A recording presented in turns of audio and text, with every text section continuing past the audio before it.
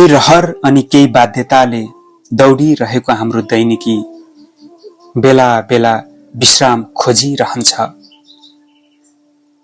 निरन्तर कामको चापले थकित तनमन बेला बेला खुला आकाश, स्वच्छ वायु र प्राकृतिक सौन्दर्यसँग साक्षात्कार गरी शान्तिको महसुस गर्न चाहन्छ। आजको गन्तव्य वाङसोङ होसु अर्थात् वाङसुङ ताल यस्तै थकान मेटाउने रोमाञ्चक यात्रा हुनेछ। भिडियो अन्तिमसम्म हेरेर साथ दिनुहोला।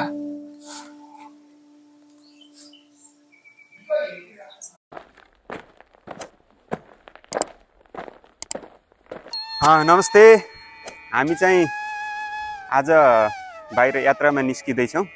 आज तपाईहरुलाई यो सुवनको 2 स्टेसन अगाडि रहेको उयोन लेकमा लैजाँदैछौँ। त्यहाँ घुम्नका लागि निकै रमाइलो सौन्दर्यको खानी साथै मनोरञ्जनात्मक खालको वातावरण छ भन्ने सुनेका छौँ।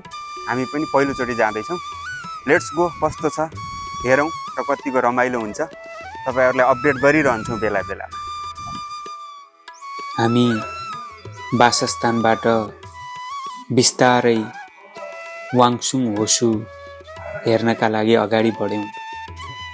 स्टेसनका सिडीहरू चढ्दै घरि स्टेसनका सिडीहरू झर्दै अगाडि बढ्यौं। केही बेर सुवन महलमा समय बिताउने निर्णय भएपछि हामी सुवन महलको माथिल्लो तलाहरूमा केही रमाइला दृश्यहरू हेर्दै समय बितायौं।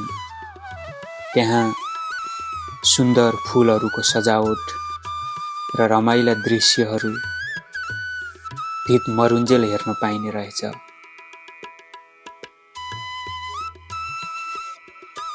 सुवन महलको छतमा सानो बगैँचा रहेछ। त्यो बगैँचामा केही बेर मन भुलायौं। त्यही केही कोरियन केटाकेटीहरू भेटिए। तिनीहरूसँग टिकटक बनायौं र केही बेर रमायौं। सुवन महलको माथिबाट देखिने दृश्यसँग रमाएपछि गाइज हामी उयोङ लेक जानको लागि सुवन स्टेसनमा आइपुगेका छौँ। अब एकैछिनमा ट्रेन आउँदैछ अनि बिस्तारै हामी अगाडि बढ्नेछौँ र तपाईहरुलाई भरपूर मनोरञ्जन दिनका लागि नयाँ नयाँ कोरियाका रमाइला ठाउँहरू घुमाउँदै लैजानेछौँ। सुवन स्टेसनमा घुमफिर गर्दै यताउता डुल्यौं। केही समयपछि हामीलाई वाङसुङ होसु जान मिल्न सक्ने ट्रेन आयो, जुन 1 नम्बर लाइनमा आउने ट्रेन हो। हामी यो द्रुत गतिमा आएको ट्रेन रमाइलो मान्दै केही बेर हेरिरह्यौं। जब ट्रेन रोकियो, यसै ट्रेनमा चढेर हामी उयुआङ स्टेसनमा झर्यौं। उयुआङ स्टेसनमा यताउति निहाल्दै सिडी झरेर हामी चाहिँ फाइनली उयुआङ पुगेर स्टेसनबाट बाहिर निस्केका छौँ। यहाँदेखि लगभग 2 किलोमिटर जति टाढा रहेछ लेक। अब हेर्दै हिँड्दै जानुपर्ने भयो त्यहाँसम्म। ट्याक्सी पनि एभाइलेबल भेरी भएन। बिस्तारै हेर्दै जाउँ के कस्तो छ रमाइलो। तपाईहरुले पनि हामीलाई फलो गरिराख्नु होला है त। वाङसुङ होसु जान छेउमा फुटपाथ बाटो रहेछ। त्यही फुटपाथ बाटो समाती अगाडि बढ्यौं। बीचबीचमा रमाइलो गर्दै थकाइ लाग्दा बस्दै अनि बोतलको गेम खेल्दै समय कटाएर अगाडि बढ्यौं। हामी फाइनली वाङसुङ होसुमा पुगेका छौँ हैन। हेर्दाखेरि रमणीय दृश्य रहेछ अनि शिरशिर शीतल हावा चल्ने रहेछ। यो धेरै ठुलो खालको ताल पनि होइन।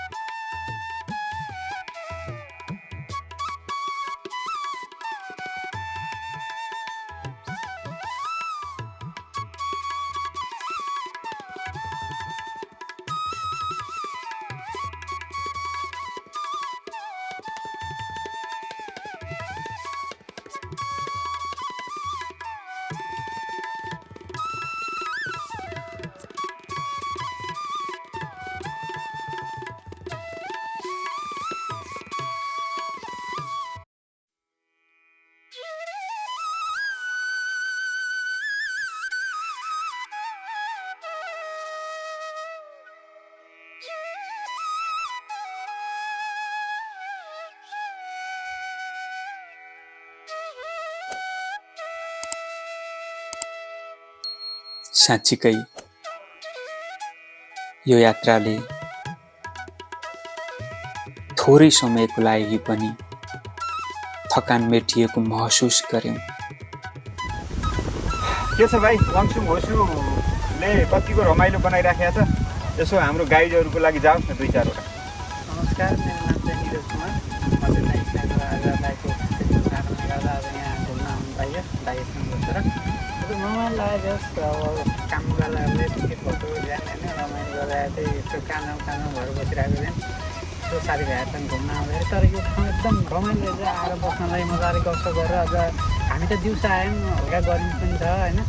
तपाईँहरू आउनु सक्नुहुन्छ मजाले यसो बेलुकाको 7को टाइम मिलाएर बस्नुहुन्छ भन्दै कसै साथीहरू यसो रमाइलो गर्न जानुहुन्छ भने यताको आनन्द भ्यूहरू पनि एकदम राम्रो छ। यहाँ बसेर आएको दाइले पनि यतिको जानकारी दिनुभएको छ तपाईँहरूलाई। सबै राम्रो छ बस्नलाई घुम्नलाई। धेरै टाढाको ठाउँ पनि छैन, सोनबाट हल्का फेरि स्टेसन मारिरहेको छ। यति भन्छु, आइदिनुहोस् एकचोटि सबजना। अनि नेपाल घर चाहिँ भाइको? मेरो साङ्गा भक्तपुर। जस कोरिया रमाइलो लाग्दैछ काम गर्दा, कस्तो फिल हुँदैछ? लाग्दैछ सजिलो गाह्रो काम ठिकै छ, गरिरहेको छु, भइरहेको छ। अब हेर्दै पनि बिस्तारै के हुन्छ, काम त त्यही हो, गाह्रो नै हुन्छ सबैलाई। विदेशमा अब सक्दिनँ भन्ने हुँदैन।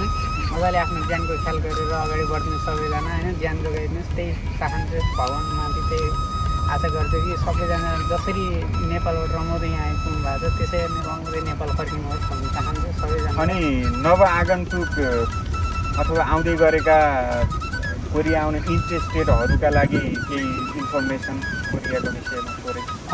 त्यसको लागि चाहिँ अब सर्वप्रथम त पहिला आफ्नो प्रयास, आफ्नो मेहनतलाई नै जारी दिनुपर्छ। कोरिया आउने हिसाबले नै पढेर पास गरेर हुन्छ, कसो हुन्छ त्यो हिसाबले आफ्नो मेहनत दिएर आफ्नो परिश्रम दिएर यहाँ आउन सक्नुहुन्छ। मैले पनि धेरै मेहनत गरेँ पहिलादेखि नै। अहिले यहाँ आइयो, रमाइलो ठाउँहरू एकदम घुम्नलाई एकदम राम्रो छ ठाउँ पनि कोरिया देश। यति हो, अब दुःख गर्नुहोस्, अब दुःख भइहाल्छ, मजाले अगाडि बढ्नु सबैजनालाई। यहाँ रहनुभएका अथवा नेपाल रहनुभएको सबै दाजुभाइहरूमा तथा दिदीबहिनीहरूमा मेरो एकदम हार्दिक जस यो वाङसुङ होसु छोटो ट्राभल गरेर थोरै प्राकृतिक सौन्दर्यको साथसाथै यो शीतल हावा खानको लागि यो गन्तव्य स्थान ठिकै छ भन्न चाहनुहुन्छ? धेरै राम्रो छ। हस् त भाइ, खुसी लाग्यो।